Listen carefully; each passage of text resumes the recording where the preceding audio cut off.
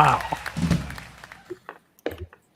Man, that was amazing. All right. All right. Welcome to live. Yeah. Welcome to Live from My Drum Room, everybody. It's great to see you all. And Vinny Valentino has just joined us. Hey, Vinny. Yeah. All right. Hey, what's going on? It's great to see everybody. We got a whole bunch of folks watching, and this is actually episode 200 of Live from My Drum Room, and I'm excited to make it a very special one. So, with me right now, the legendary Steve Smith. Hello. On his way to a gig, actually. Steve Orkin. Steve Orkin, Bruce Becker. Having trouble getting on. Oh, boy. And Mike Mangini's waiting in the wings. And Vinny Valentino has just joined us, and Bruce Becker. All right. Great to see you guys. Great to see you too, John. Yeah, thank you for being here. Steve Orkin, maybe you could take a second and just sort of talk about that clip you just played and give us a little quick insight. And we're going to go to Steve Smith to talk about how this all started happening. Yeah, we got to get to Steve Smith because he's got to run out. But I was going to say that was one of the best moments we ever had at the camp, except I can think of like 10 more of those, actually.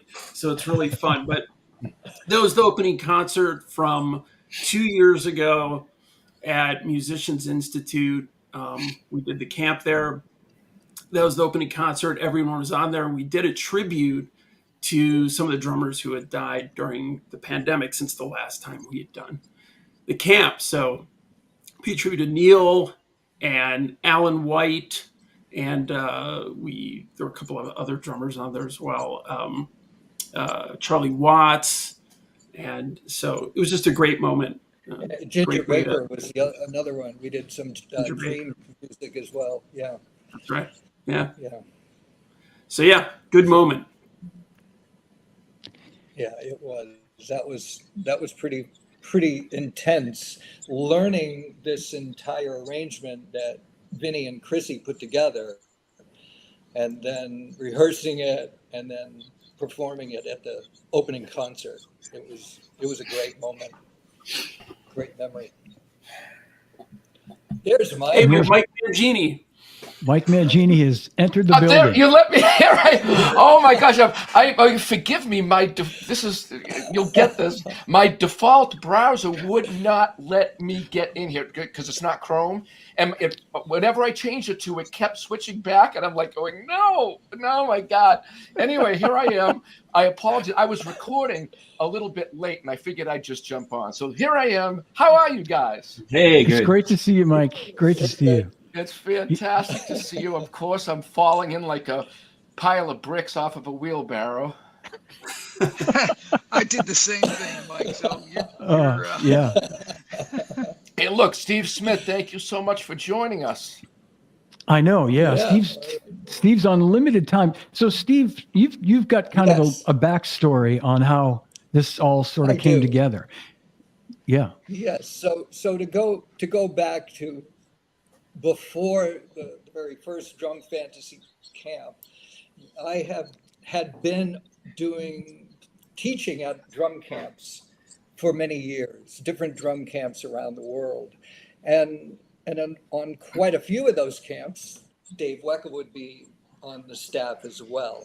So the two of us, really started talking about, wouldn't it be kind of cool if we could design a camp that checked all the boxes of all the positive aspects of the camps we were teaching at, but also added the component of having live musicians, having a band to play with.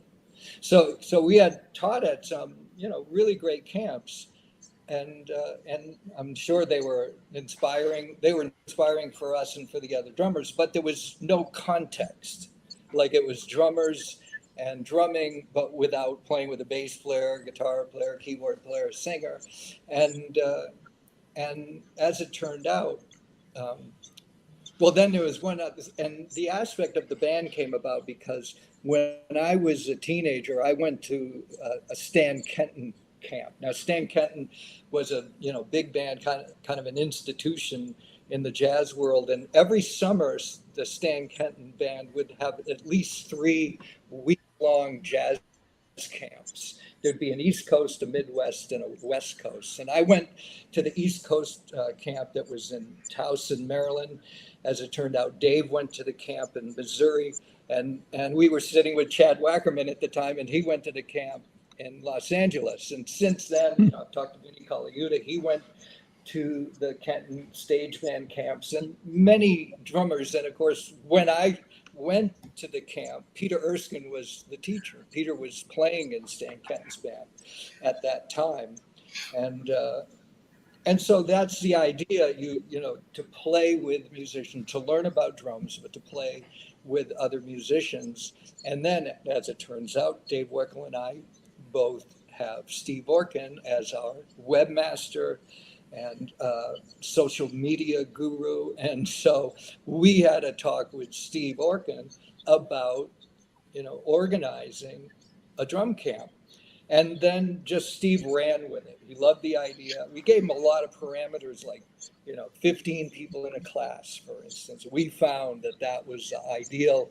So you could have a classroom situation, but also there would be some individual attention to all the people in the classroom. You know, the idea of 4 teachers and just keeping it in a way open to a lot of folks, but manageable. So it wouldn't be too many people that you're trying to work with. And Steve organized it. He put it together. And since the very first camp, it's been going pretty great. And in those years, we had Vital Information come and some of my bands come and be the band. And that's how, you know, Vinny got involved. Vinny Valentino got involved as now being the resident band leader for the Drum Fantasy Camp band, and along with co-leader Chrissy Poland, who, you know, helps organize the arrangements and the music and gives the campers an opportunity to play with very high level pro musicians. So that's like, you know, an encapsulated backstory of how Drum Fantasy Camp came into being, and that it's a combination of, it's a lot of fun, but it's pretty serious too. You know, like people come to really learn about drumming and learn about music, and it's not just come out and hang out with celebrities. It's like the people that come, it's, I don't want to make it sound too serious, but it's like, it's people that really want to get better. You know, people want to get better on their instrument, all ages and all levels. Great. That's fantastic. Couldn't say it better myself. And this is the 16th year, Steve Orkin? Yes, this will be the 16th year. Wow. We didn't do it for 2 years because of COVID, and we did some online classes during that time. But Right. yeah, came back 2 years ago, and it came back really strong. Yeah. I'll just say, I remember when you started this, because I feel like Steve Smith came to me, or maybe you did Steve Orkin directly, but when you did it in Ohio, it was through a local drum shop, Steeble Drums, or Right. Yeah. is that in the very beginning? Yep, Steeble Drums, and probably Steeble we were Drums. begging you for some cymbals or something. I don't know. Well, no, but I remember it was very early on, and I remembered the way that Zildjian could get involved in terms of financial support was through the dealer component. We didn't have like a budget to support a drum camp, unfortunately, but we did have like a clinic support budget. So we sort of took the money there and were able to support it. And I was so, you know, just honestly so happy to see it grow every year. And I'd see you at the NAMM show and you'd say, yeah, I'm lining up my guys for this year. And it just, you know, from an outsider looking in, I could really see it starting to happen for you. So congratulations. Thank you. On the And success. really, I mean, I have to say, if it weren't for Steve Smith and Dave Weckel back at that time when we were discussing this, I don't think it ever would have taken off the way that it did. I just was lucky to know the two of them would be doing some work, and they trusted me enough that if they showed up, somehow it would work. It almost didn't the first year. There were all kinds of calamities going on, but it was nuts. But we did pull it off. That was in New Jersey. That first year was in New Jersey before you moved it to Cleveland. Right. Okay. Yeah, we did it at Seton Hall University, and we threw in everything in the kitchen sink with that one. We had vital information, but then Steve had more than vital information. Remember, you had a guru there. Trying to think of his name. Ravi Chandra. Ravi Chandra Kalur. Right. Yeah. Who plays with exactly. He plays flute and conical, and he plays with Anushka Shankar. Yeah. And he was there. And I think wasn't Andy Fusco and the guys from Buddies, and they all, they all played. There was so many great musicians playing with the band. Yeah, it was incredible, and I don't know. I remember starting that concert and looking at it and seeing that ensemble up there and being excited about what transpired, and also being like really scared, like, wow, all this is like happening. But the coolest thing is, and I always say my favorite part of the camp is when it starts and I just step back from it, and these people you see on the screen right now and others over the years are doing what they do. It makes it look like I know what I'm doing, but really, if you put those people on the stage and you let them do what they do, it just works really well. Every year. Yeah. So let's. Well, can I? I mean, I was going to say, like, what happens during a day? That's kind of a way to give folks overview of what happens throughout a day at Drum Fantasy Camp. Yeah. Well, I mean, of course, it depends on the teacher, but generally the schedule is that in the morning you have a 9:00 a.m. to noon class with your instructor for that day. Then you take an hour and a half lunch break, and then you come back and you get another 3 hours with that instructor. So, for example, this year when you're with Bruce or Mike or on this call, you're going to get a full day with both of those guys. And the classes this year, they'll be actually a little bit smaller. So there'll probably be maybe 10 people in the class. So with 10 people in there, you can get a lot done. You get to know everybody. And depending on what the instructor and each of the guys can talk about what they're going to do in particular, because it's all different. You get a different experience with each guy, but it's like a discussion. It's demonstration. A lot of the time you are not playing because you need to be listening. You need to be taking advantage of that moment. So I don't want people to think it's a drum lab per se, where all day you're like this and Mike Mangini's walking by going, good. That's not the best use of sitting with Mike. You want to kind of be quiet and get his approach. Bruce can talk more about what he'll do, but I think with him for the first time, we'll have somebody who's more of an expert in the mechanics. And so you might be doing a little bit more playing. And each class is different. Chris Coleman normally plays the bass, and I have a clip of him that I'll show a little bit later. But he plays the bass and has you sit in with him, which is incredible. And he's coaching you. And this goes on all day. And then the next day you do it again, but you do it with the next instructor. And by the end of the camp, you've done it with everyone, unless you buy like a 1 or a 2 day package, and then you do it with 1 or 2 of the guys. And then we take a break at 4:30, and at 7 you show up for the jam night.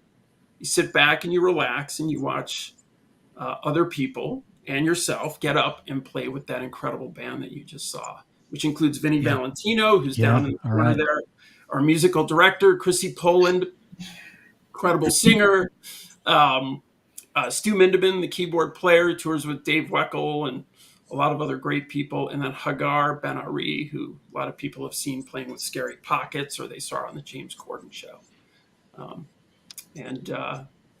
You don't want to be scared. You want to get up and play. It's great. It's such a friendly atmosphere. There's no pressure. It's really friendly. It's a really fun time.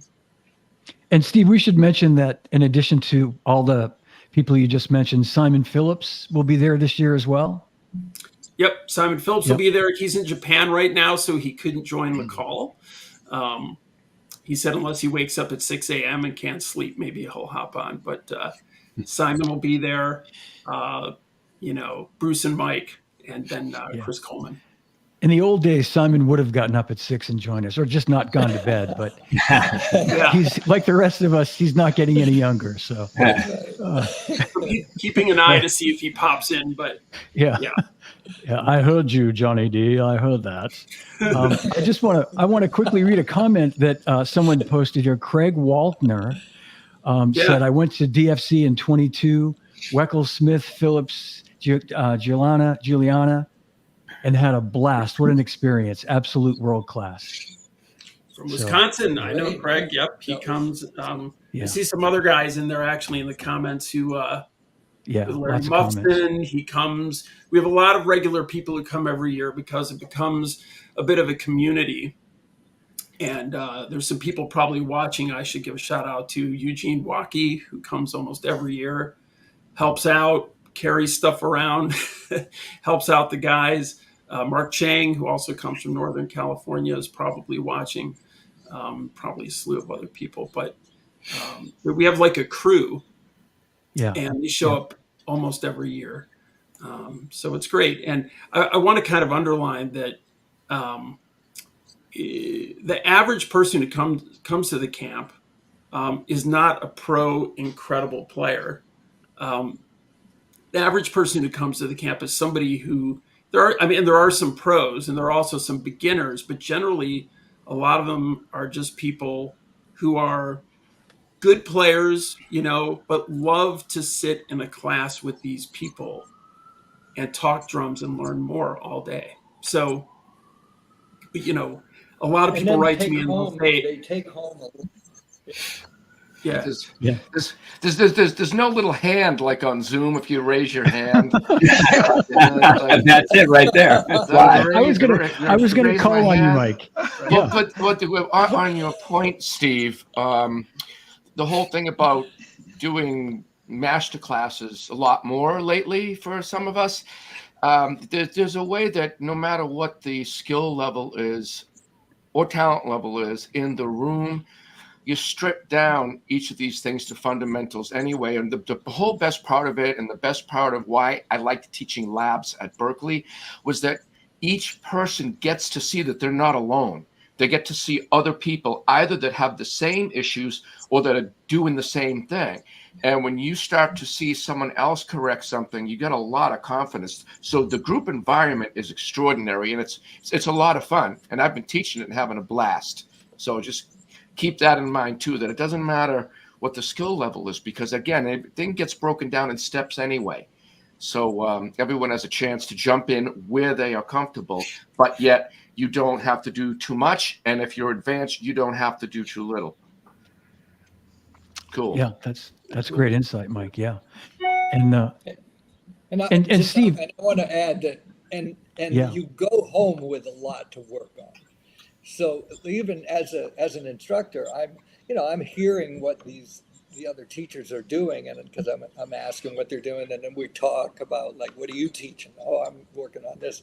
I always leave with a pile of great ideas to work on, which keeps me going for months, after the camp. So and you're inspired. You're just inspired. So, once you leave the camp, that a lot of energy, I think, remains that you then continue to develop. Yeah. Johnny, are you giving out free Zildjian leather coats? You have like a box of those, and you have a box of those at home. I'm selling them on eBay, actually, Mike. It's paying for my retirement. Yeah, I know. It's like the call ends. Hey, dude, you got any of those swish cymbals left? We're so used to asking you for stuff, crying out loud. It's odd not to do it. You can always ask me. I love it. Yeah. I love it. No, and I was just going to say, I think a really important point to all this too is not to speak for Steve Orkin, but there's still spaces available this year, right? I mean, the camp is in August. Is it the first weekend of August? Goes August 3 to the 6th. And then on the 7th, there's an extra class. Simon Phillips is going to be in a local recording studio. And you can spend 4 hours with him in there tuning up the drums, getting sounds, miking it, all that stuff. So it actually does go to the 7th, and there's, I think, 3 spots left in that class. Oh, Wow. I didn't know that, Steve. No wonder why you're trying to get me on a plane the night of the 6th. Simon did that so I wouldn't be in there haggling him. You should be in there. We were supposed Jump to on be board. there, but Oh, Jump no. on board and tell him this is all wrong. This is all wrong. No wonder Right. you're doing that. I wanted to get some of his tricks. Gee, I've stolen enough from him. I want to keep stealing stuff from him. So I just got a text from my drum tech. He's downstairs, Okay. going to pick me up, and we're going to Birdland to set up and sound check. So it's been great hanging, but I do have to go and Thank you, play Steve. at Birdland this weekend. Yeah. Yeah. Can we put that flyer up? If anybody in New York or the Yeah. tri-state area, Steve is at Birdland tonight through Sunday. That's Is right. that right, Steve? At the 12 through Birdland 14? Theater, two shows a night with the new Vital Information with Manuel Valera and Yannick Guizdala. So I'm going to go. I can attest. I saw them at the Baked Potato. Yeah. Yes, I can that's attest. right. I saw Steve at the Baked Potato with that trio. Exceptional. Make your way out there and check it out. It was really Absolutely. a burning affair. Yeah. I saw him at the Baked Potato as well. It was incredible. You got to get to the show. And if you mention Live from My Drum Room podcast, all drinks are regular price. Buy one ticket, get the second ticket at the same price. Just mention my name and Live from My Drum. Steve, I just want to say thank you for being here. And, I was going to say this earlier as a fellow Bostonian, South Shore guy. You're the hottest thing to come out of Whitman, Massachusetts since the Toll House cookie. And I just want Right to on. tell everybody. there's 3 of you from Boston. I want to thank Steve. He's been so supportive of the camp for years, and to come on and do this, I really do appreciate that. He's the best. Thank you, Steve. We were just, Thank you. and right, let's all guys. wish Steve, wish him a happy early birthday. He's got a big birthday coming up next month, August 8th, Steve? 20th. August 21st. 21st. Okay. He's Big 32. birthday. 70 years old. 70. Unbelievable. All right. Yeah. All right. Well, But I'm going to be relaxing in upstate New York. And Johnny, I sent you a picture from my backyard grill I love that picture. I love that picture. with my shirt live from my drum room. All right. I couldn't ask for a better plug. All right. Take care. Look at that. Steve, thank you so much for being here. My pleasure. All right, carry Nice on, dripping everyone. there too, Great- Steve. Great. Yeah. Matt Grip. Bye-bye, everyone. All right. Thanks, See you, Steve. Bye-bye. See you, Steve. Yeah, I think we lost Finney for a minute, but I want to ask Bruce just because he's the newest member of the camp here. Mike's been to the camp before, of course, but I was curious, Bruce, what are you going to do in your class? I think a lot of people love to know that. Okay, well, if anybody knows what I do, I'm generally the guy who's going to break down your hands and give you like some connecting fibers to all the different positions, and also build it into more of a musical fabric, not just technique for technique's sake, because we got to, take that out of the mix, and it needs to be facilitated for the musical end of the spectrum. And that's what I've been doing for 43 years. I do it day in and day out. I'm here 5 days a week here teaching about 6 to 7 guys a day all over the planet. If you don't know my background, I was very close to Freddie Gruber. I got a lot of insights from Freddie, Jimmy Chapin. And then, the task of teaching people from day to day has certainly, built up some infrastructure of problem solving, because everybody's an individual. You're trying to put forth a certain concept, and you want to make sure that is accepted on the other end, your participant that you're working with. And so I found several strategies to kind of bring that about so that people can embrace what's going on. Try to bring a 360-degree view of what you can do on the drums, whether it's, your hands, your feet, conceptual ways of playing time, and building upon all that fabric that everybody needs. And the thing about, drumming is that because it's a physical instrument, there's always a necessity to kind of reevaluate and check out your hands. As you get older, things change. You might atrophy. You might find yourself in a cul-de-sac and not able to get and break through to get to that next level you're looking to pursue. And that's where I come in. I can break that stuff down very effectively, as well as with a good communication, because I've been doing it, like I said, for millions of years. So, that's what it is. And I also, always open up the table of conversation, because I don't want to just pontificate up there. I want to bring in everybody's questions and whatever their, ideas are of what they're seeking and searching, and then try to facilitate and help them along and push them forward. So there's a lot of material I go through. I was thinking 6 hours ain't enough in the day, but I will definitely formulate. I just did a weekend workshop in Austria, 2-day affair. And it was interesting because as I was in my mode of teaching, that's when I got the text from you, Steve. It was like in the universe. I was doing my thing. It was a little break in our vacation. We did a big family vacation overseas to do I called it the Bruce Becker tour, all the places I lived and hung. So I was taking my kids to kind of sit and see where Papa lived and hung and all that good stuff. But anyway, it was just funny that happened, because as I got the text, I was like, wow, that's interesting. And so here we are, looking forward to the August 3rd through 6th, kicking some ass in Los Angeles. Who's ever not signed up, come on out. It's a great lineup. I mean, Mike, exceptional. Simon Phillips, Chris Coleman, what the heck, man. And Vinny as a guitarist. I met Vinny many, many years ago with Joel Rosenblatt somewhere. I don't remember the club, but it was about 20 years ago. So you probably remember all about it, I'm sure, right? Oh, sure. Exactly. Yeah, exactly. Remember it well. All right. Oh, So man. yeah, that's my task at hand. Have you been at Go have ahead, you been in Vinny. LA very long? Me? Oh, I've been living here most of my life. I mean, I did spend a period of time over in Europe. I lived 4 years in Antwerp, Belgium, 1 year in Vienna. That was in the 90s. My brother and I have a long-standing jazz trio. We don't work together anymore, but 35 years together, 10 albums.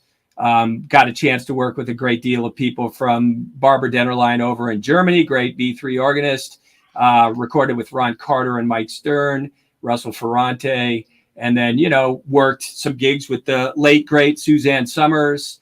And then I always say I work with every guy in LA, work with all the guys who work with the guys, So from guys from like Lance Morrison, who works with Don Henley, and now Mike Campbell's group, the Dirty Knobs, to Bruce Watson from Foreigner, and on and on and on, just doing a myriad of those cover gigs and stuff like that I did thousands of. But now, as an educator and just having kids late in the day, my time for doing gigs or anything like that is completely off the map. So as COVID hit and things diminished for everybody, my gigging schedule went to a zero format. And rightly so, because at my age, I need to look after myself, my students, my kids. Well, it actually goes my kids, me, and my students. And there's no time for gigging. If I did that, I'd just be burning the midnight oil. And at 65, it ain't something I want to do anymore. So, found a nice place here, and very fortunate to walk in the door and be able to teach. I've been doing it for a long time. So, so that's one of my skill sets, I say. And they say, what did they say? You got to use your skill set to feed your family. So that's what I'm doing. Yeah. Right on. Yep. Yeah, burning the midnight. I still do it, and then in the classes I tape the students down, and we hit each other with wiffle ball bats. If you can't get it right, everyone just boom, you get like a pink belly. And you'll do that at the camp, I'm thinking, right? Oh yeah. I got to get a visual of your class, man. I'll sit in on your class too. Yeah, but because I didn't know what to say, because we pretty much do the same thing after we've all been teaching for a while. You problem solve. My system's called Rhythm Knowledge. I never provided a graphic, so Johnny D could float it across the thing here, whatever. Yeah, but so I use that, and then you talk to everybody, and you have to ask what people are interested in, because if they're not interested, it affects long-term memory. There's a gate; it just shuts, no matter what. It's not going in there. So you gotta give and take a little bit, and also have a lot of fun. But it's the same thing, and we're there to help people progress, but also apply it musically. Otherwise, Right. Yeah, I don't know. I don't Yeah. know. So it's all good. Well said. Yeah. What, the wiffle No, ball bat? Yeah, the wiffle ball bat. I know I'm speaking or preaching to the choir in this group that we're talking to right now. And probably a lot of people that are watching, there's many, are familiar with Mike Mangini's background. But, Mike had a hugely high profile gig for many years as the drummer for Dream Theater. But I don't know how many people realize how deep his educational background is. I certainly do, because we've been friends for 40 years. But I mean, he was teaching at Berkeley before that, but teaching privately in the Boston area as one of the most sought after teachers. So I'm just saying this just to say I'm so glad you're part of the camp, Mike, because you bring Thanks. so much to it. Well, thank you. Nobody reads my bio. It's interesting when I do interviews. It's like very, very rare. I don't know if there's one out of like 174 people that interview me that actually go and read, because my background was in classical and jazz for more years than it wasn't, and all that training and the reading and the competing, the all-state jazz, the concert bands and the traveling and all that stuff. It seems like, forever ago, but it doesn't leave you, you just keep building up, and people don't even know that. And I can't wait to play a couple of funky, groovy tunes with VV over here. I cannot wait to get into that, because I don't get hired for that. It's like when you mention that, people know that I do that, but I get those jobs because I can do it. So I go out and maybe get the job or something, but it's not all that I do. And to be honest with you, I've really been enjoying doing some straight up stuff lately, and I really can't wait to get out there and maybe play a little bit of Prince, Vinny. I'm not sure. I'm not sure what we'll do, but it's just so much fun to take the science project stuff and know what you can put into a song that won't make everyone in the band turn around and say, please don't do that. So I don't know where one is. You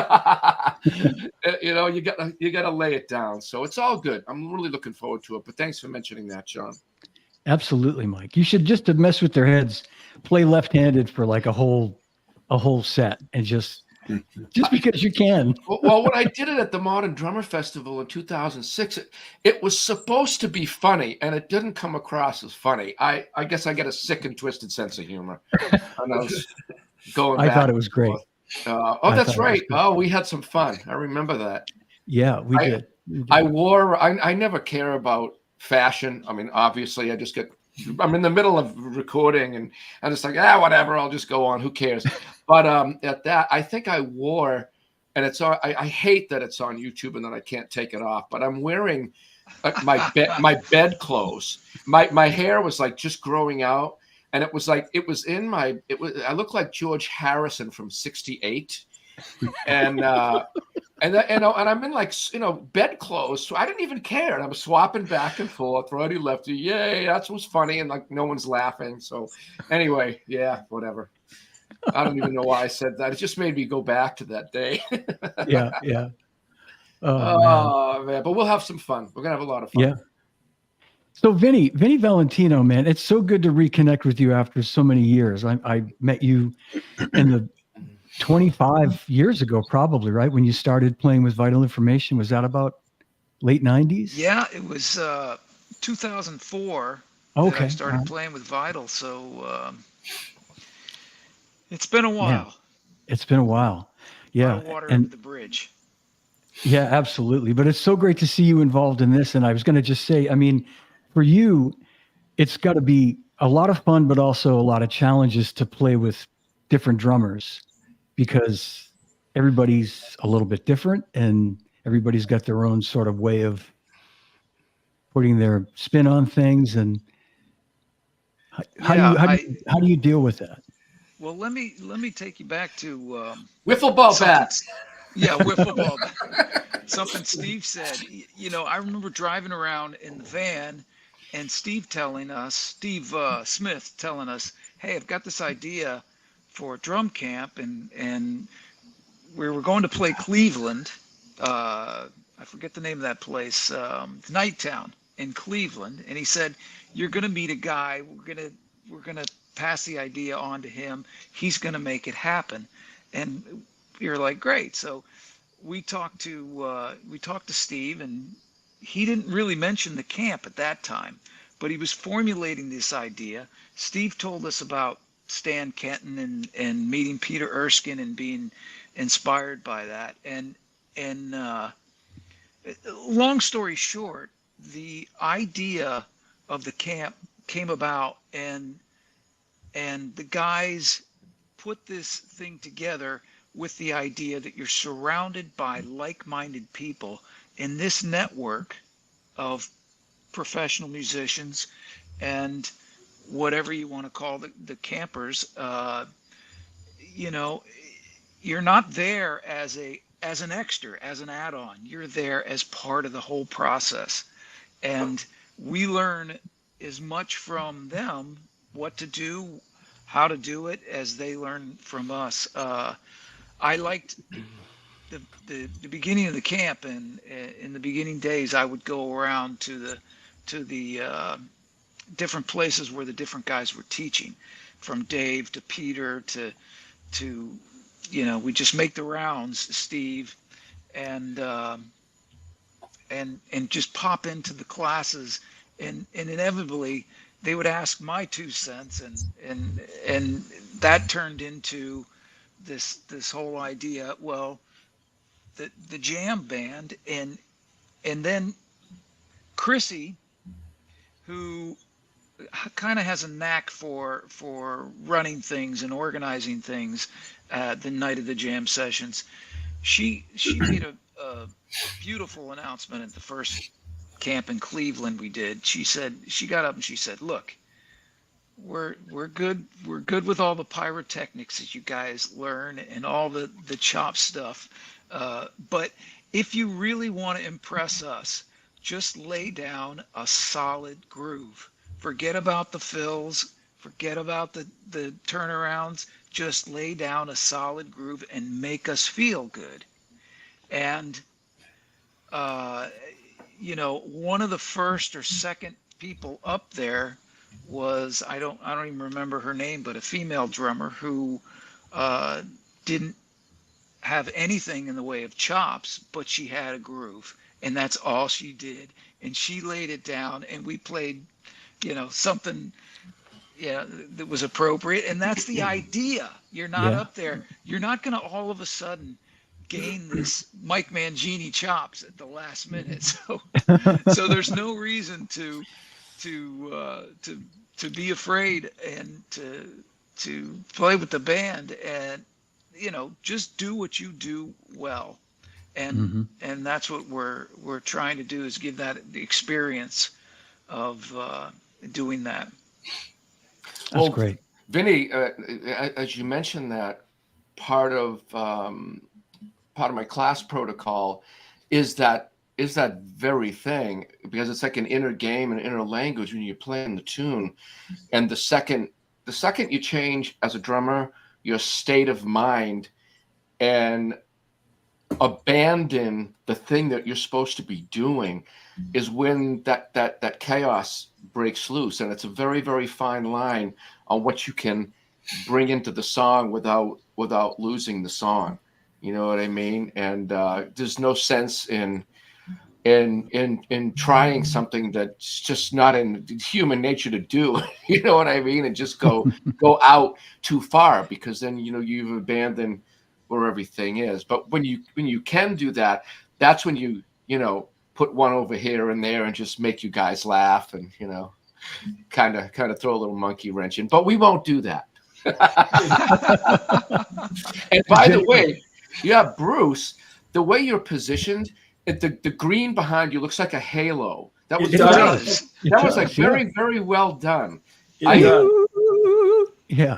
I actually put with the background, I put in my control room on Zoom. You can do the virtual background, right? I don't know that you can do it on here, but I put a bar room there, and it looks so real. Remember when I jumped onto your whatever the Christmas the Christmas Yes. thing that you did. I remember that. Yes, yes. And so what so I know it's off the topic, but humor is part of what we're going to do. We're going to enjoy everybody and be humorous and really try to have fun.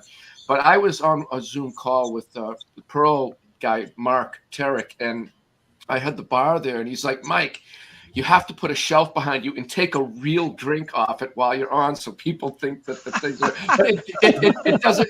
And when we Zoom, because we were doing some meetings, I actually put a table and I put like a shot glass there, but it wouldn't. The AI kept cutting it out. So, and look at you, now you have a window. That's my real background, actually. Yeah, I'm not at home, so I use this virtual just to pretend I'm home. Nice. But it does. You're right. It you do that, and the mic Disappears. Yeah. disappears. So Anyway, I'm sorry for that tangent, but it's that's okay. That's all right. Yeah. I wanted to add to what Vinny was saying. The woman who got up, who you were talking about, she called me a few months before the camp, and she said she had a brain tumor previously, and there was a bucket list thing for her to come to the camp. And she said to me, I don't play all that much. Is it okay? I have a teacher and I'm working a little, but I can't do a lot.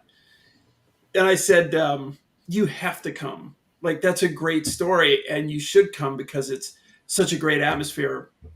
She ended up coming, and Chrissy talked her into playing that tune. I think she played Sitting on the Dock of the Bay, where you just keep a normal groove. And she held it together, and it was this, I think, one of many real feel-good moments we've had where people were a little afraid to get up there, and they weren't really sure what was going to happen, and they ended up killing it and making it like the whole camp worth it for everyone to see somebody get up there and do that. That's who I think that was that you were talking about. Yeah. I remember Erskine saying, okay, I'm done. I can leave now. Yeah. He's like, okay, we're good. Yeah. Yeah. Christy definitely will go up and talk to people and do a little therapy if anybody has a hard time getting up to play. And she's really good at it. But the band is so friendly and so easy to play with that even I'll get up and play. And I haven't really played since like 2006, like actually had a drum set, and I'll get up and play. And what's even better is I always say the bass players that we have there, like now we have Hagar, and we've had Baron Brown, and Jimmy Genus was there when you're Genus, all these great guys. No matter how bad my time is, they always keep me locked in and they save it. It's just very comfortable, and everybody has a good time with it. There's no pressure. It's always every person I've spoken with, Steve, has said that. Like all the counselors that you've had over the years, Steve Smith, and that I've spoken with about it, have said the same thing, that it's a very uplifting. It's for anybody who's a little bit nervous, it's not what they might think it's going to be like. You're gonna right, and Vinny's nodding his head too, that you're going to go there, and pretty quickly you're going to lose that sort of feeling of being intimidated or nervous, because there's none of that there. It's all about, first of all, we're all brothers and sisters anyway when it comes to music, whether it's drums, guitar, bass, and everybody just feels good. And that's what I love about it. That's why I wanted to have you on to talk about this, because I just think the more of these types of things that you and people can do, it just keeps music alive out there. It keeps people engaged and wanting to play an instrument and make music. We got to just keep doing it, And it's helpful. Helpful. Having the band there is what makes this, I think, different than other experiences like it. I don't think there are too many camps that have had an ensemble like this. We have Stu Mindeman playing keys, who's unbelievable.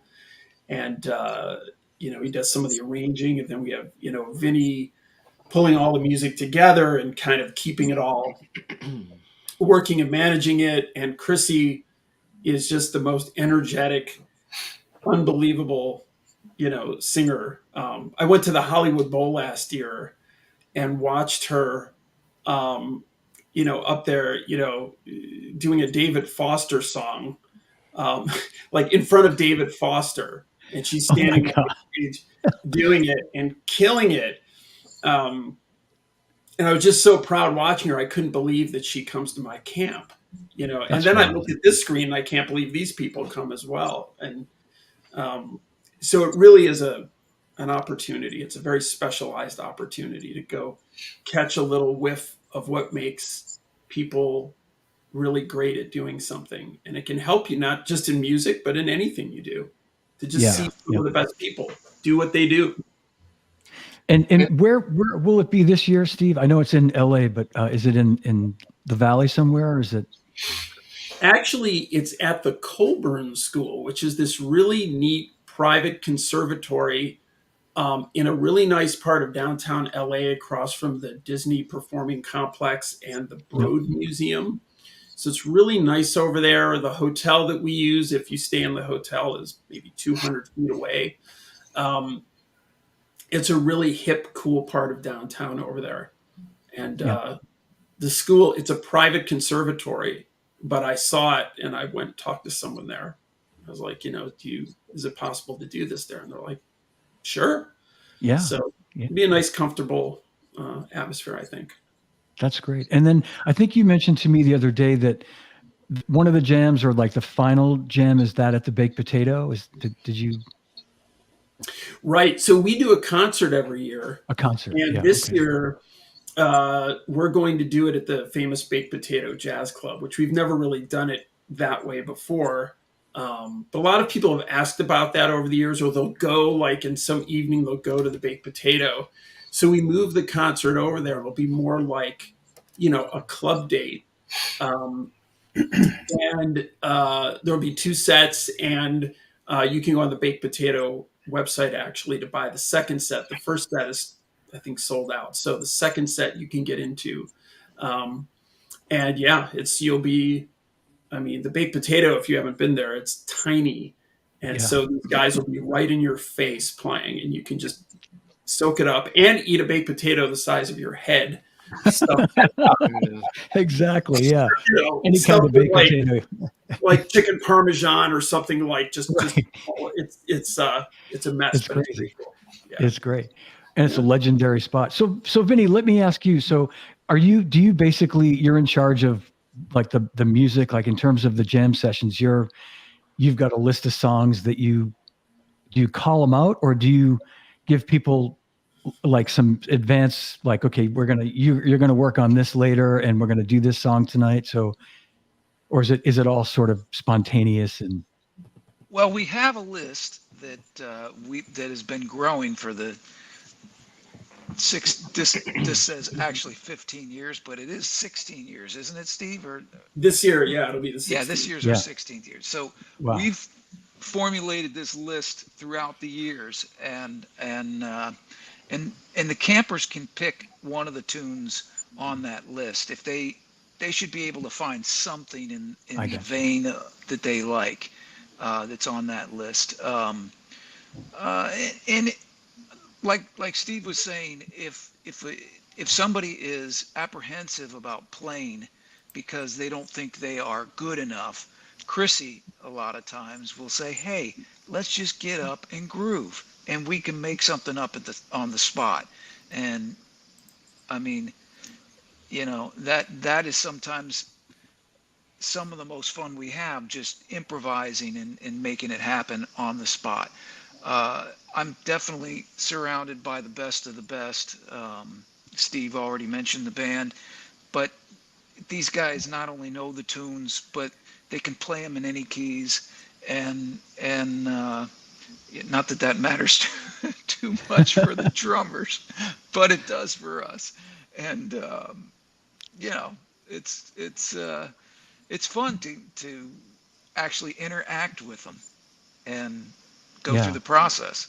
Watch them get ready. Watch them set up. We have two drum sets set up on the place where we do the jam night. And so while we're playing with one drummer, another drummer will be getting his stuff, kind of set, and like you said, you have varying abilities So you should not feel in any way apprehensive at all.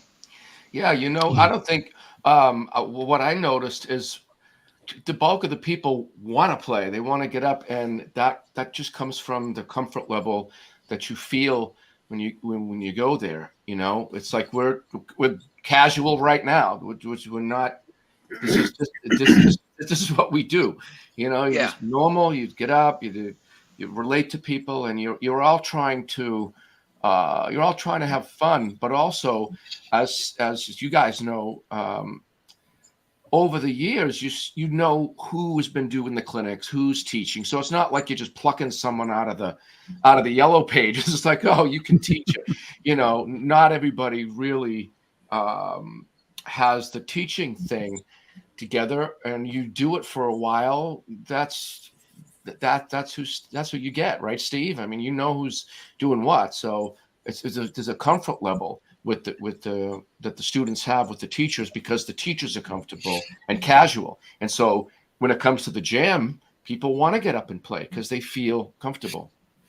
Right. I was going to say, everybody there has the teaching chops, of course, and then everybody are just sweet people.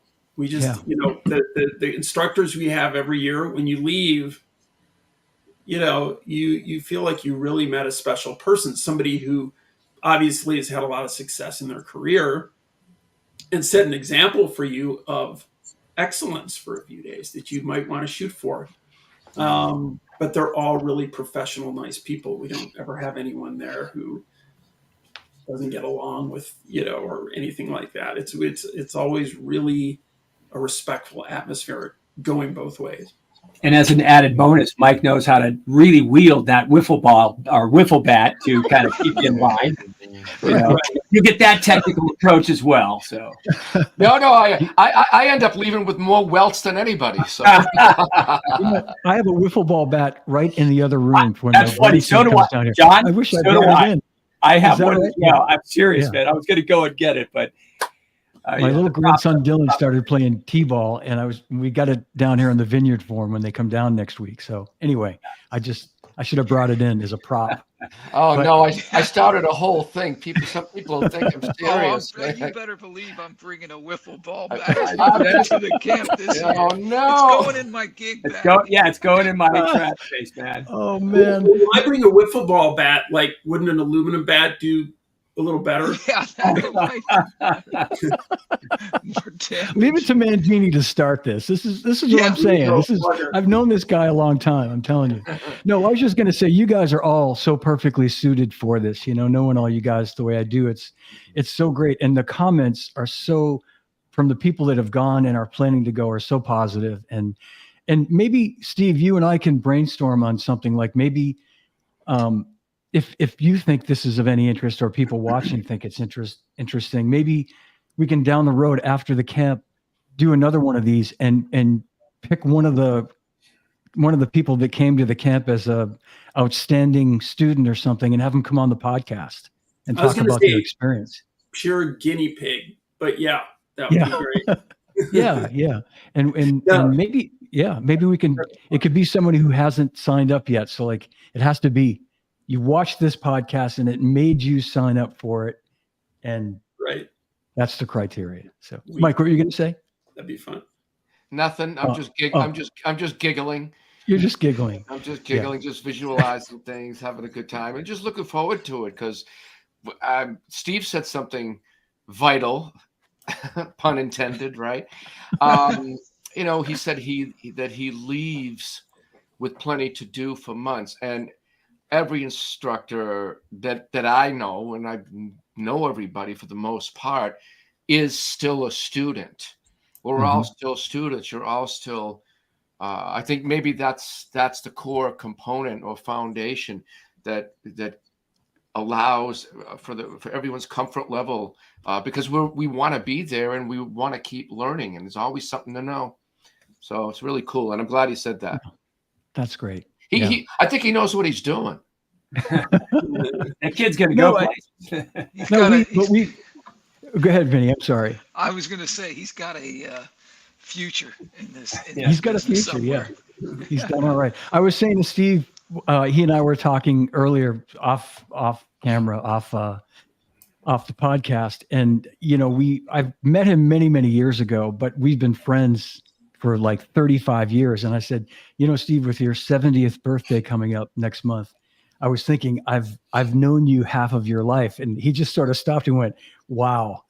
And he said, it's hard to believe that we were ever young once, something like that. But I said, when I think about, I met him in 1989, he was 35, and what he'd already done by the time he was 35, it's pretty amazing. Like he was done with Journey the first time and had all that success, had started Vital Information, had done a bunch of other things. So anyway, just a great moment, if anyone wants to go look for this on YouTube, is at one of the camps we had Todd Zuckerman there, and Todd and Steve end up doing a long duet together at the concert, and the love that you could see in Todd's eyes while Steve was playing his part, and Todd's in the background just like gushing, because so many years earlier, I can't remember how many years ago, like how old Todd was, but he basically sent a letter to Steve Smith through Modern Drummer magazine, and Steve wrote back like this thick answer to him and totally inspired him. And this was one of the moments that we had. Yeah. That's great. I think he was 12, Steve. Wow. Yeah. Yeah. That tracks right. Yeah.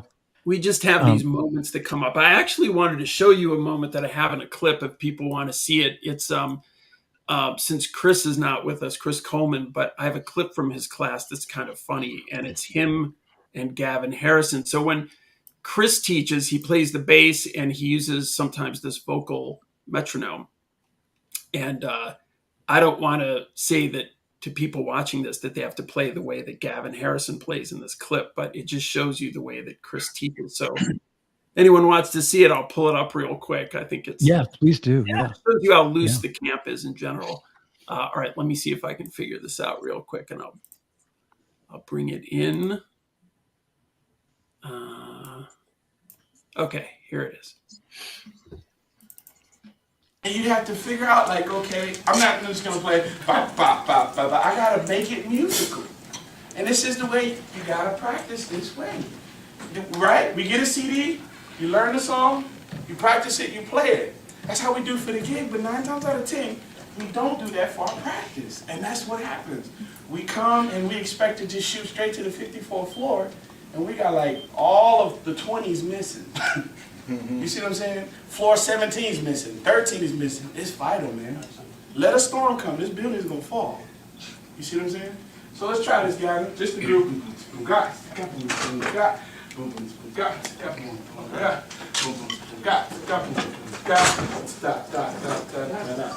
Stop. Right. And that's it. You just repeat it.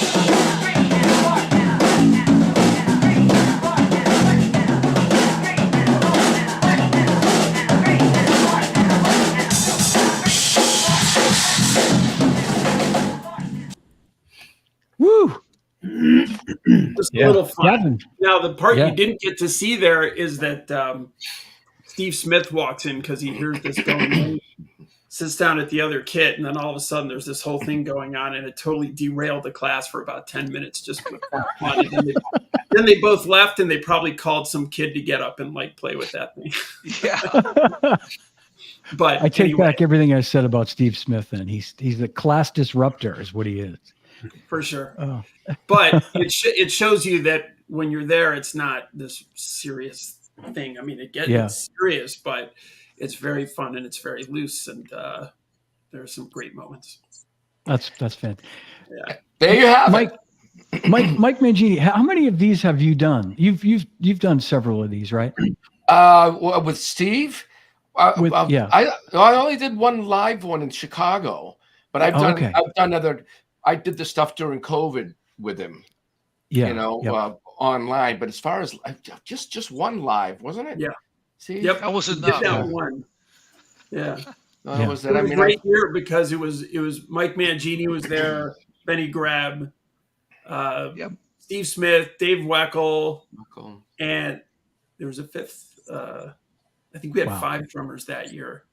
I'm forgetting somebody. There was another one. It was crazy. It was a great lineup. It was memorable for me because we would all go to lunch together, and Mike would jump into the back of the van that we would go to lunch, and he'd just start going hot, hot. It was like 100 degrees in the van. Yeah, we just went back, and he's just Yeah. I know. It's Well- nonstop entertainment with Mike Mangini. It is. It's not. Yeah. I'd rather opt with some sense of humor than just that's yelling back there. What are you doing? Yeah. It's 225 degrees. Oh, And I man. remember Chrissy sat down next to him and goes, hot. And we're both doing it together. Yeah. Well, Steve, as we start to wrap things up, I was going to ask you if you have any more things you want to talk about for this year, or if there's maybe another clip that you might want to play just to whet some appetites of people. And again, we'll put the information in this when we put it up on YouTube and all the places how people can register and sign up and all that. Yeah. But, I think Steve Smith put it best. It's not a celebrity hang. It's you're doing the work. You're there. You're in a class for 6 hours with 4 of the really greatest players for different reasons. And you're getting all of the technical or musical information you could ever hope for. And then you are getting a little taste of what makes some people really great at what they do. And I think that's something that you can leave with is just the inspiration of it. That's why it's in the little tagline, Inspiration is a part, because you leave, and if you're with Mike Mangini or, Bruce Becker long enough, you're going to notice, this is all possible, but they really did put the work in, and there are things you can do. And if you do them, you should have success. yeah. That's what it's about. That's what I think it's about. Yeah. Did you evaporate Vinny? Oh, there he is. There he is. Yeah. We lost him for a second. I'm at the beach. I'm at the beach, so I'm not at home, and I don't have a consistent connection here. I'm doing the best I can. That's why I'm in and out. That's all right. It's okay, Vinny. We feel you anyway. We have the vibe from no matter where you are. I've been going like this the whole time, hoping my connection holds up. So I hear you. So I far, feel so you, good. buddy. Yeah. Yeah. That's it. It looks good. That's And, great. and by the way, I just want to thank you, John, for having us on, because I've watched all of your live streams, like when I'm working here in the office all the time, and I see Steve Gadd up there and, all these incredible players. And now I'm thinking, like, what am I doing on here? No, So thank you for the time and kind of spreading the word about all this. absolutely. Thank you for being here, all of you guys. And Steve Orkin, I've been wanting to have you on for some time. And when we spoke the other day, I just thought it's perfect. It's just, a month or so, a few weeks ahead of this year's camp. So maybe we can. And when you told me there are still some spaces, because I know it sells out a lot. So maybe we can get some people to squeeze in at the last second and be part of it.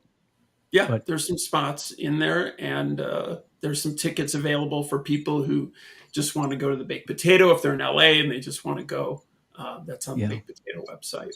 So and there you go. So Steve, you made it to the big time podcast, and now Johnny's going to be running quickly because Johnny's going to ask you for a leather jacket. That's the best. If you're in the club, you have to ask Johnny for something. Otherwise, you're not in the whole club. You have to ask him. You have to annoy him. You got to I annoy him. think even like I that. have some swag. The- from Johnny. I know Vinny know what? Valentino has swag. Absolutely, you do, Vinny. Yeah. The best was going down to Zildjian because I'm from Massachusetts, so I kind of bothered him more than normal. But being in his office when he would get phone calls about stuff someone needed, and inevitably every one of these people would go there, and I would see Johnny like, I don't have any more of those. I'm like, oh boy, here we go. Anyway, it's just some good humor. Good humor, fun times. No, Yeah, I know. Well, I that's know. why when you look at the backdrop, he has all those amazing gold records and everything up there. That's right. He gave he's away done- It's Yeah, I got Pretty something out of impressive. the deal. Yeah. Well, thank you, and thank you guys so much for being here today. This has been, as I knew it would be, a lot of laughs, very informative, very educational, but lots and lots of fun.